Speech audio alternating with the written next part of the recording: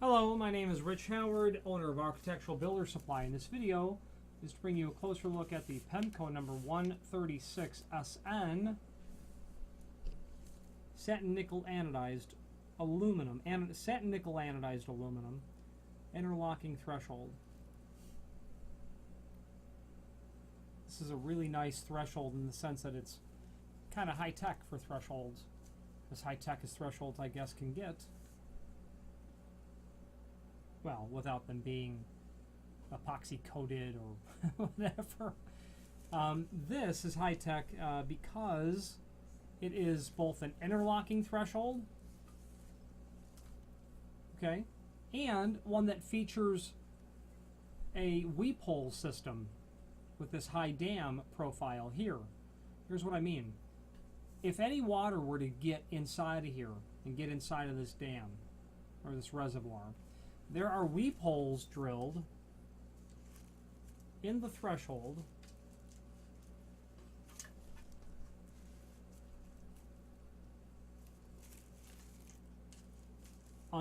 in the trough.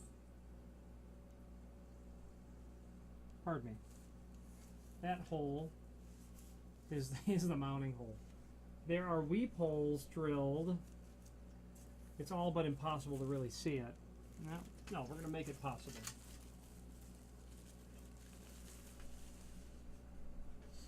Okay, here we go.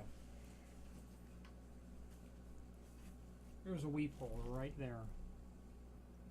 So any water that gets inside of here, okay,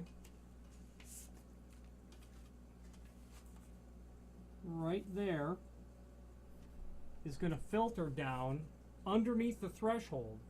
Then you see this notch in the face? There's another one here too. That allows the water to exit the front. Leave the way you came kind of situation to the water on the threshold.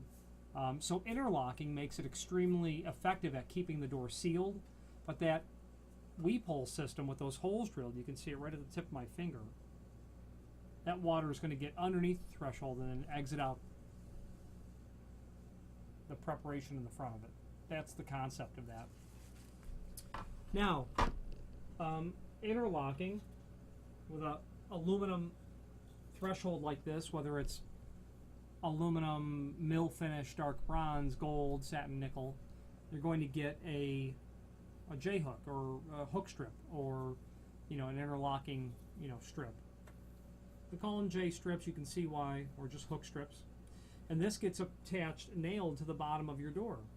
Now how that works, it is really pretty obvious, but the hook strip is attached to the bottom of the door. The door closes up against the lip and locks like that. And you can get the impression there that that's going to make a real positive mechanical interlock. When that door is closed, there's really nothing going through there. They're proven to be effective over decades of use, as a matter of fact. And really the only thing that wears out are these hook strips, and it's not from wear and tear, it's because they get unintentionally damaged. People put a rug in front of the door and then the door's open and this gets caught and torn off. Doesn't happen often, but the fact of the matter is if someone buys one of these only, that's generally why. So that's how this works, and you're going to get small little zinc nails to put it on. That's just a galvanized piece of roll-formed metal is what that is. You're going to get nails and screws, as a matter of fact, obviously. The nails are in that little pouch there, and they're just like number 7/8 long, number 18 or number 16 wire thickness brads, really. They're larger than brads, but they're pretty close to being brads. Then you're going to get the screws to hold the threshold down. Okay. Now there's an option also, which I happen to have here, of a water pan. You have to select whether or not you want the water pan, and this is the aluminum water pan that you see here. And the entire job that this does is the threshold sits on top of it, and that weep hole system, if any water gets inside of the threshold then back out, it will pool on this piece of, in this case, aluminum or brass, helping protect the sill from erosion, from premature deterioration because you've got water sitting there. That's what that's for.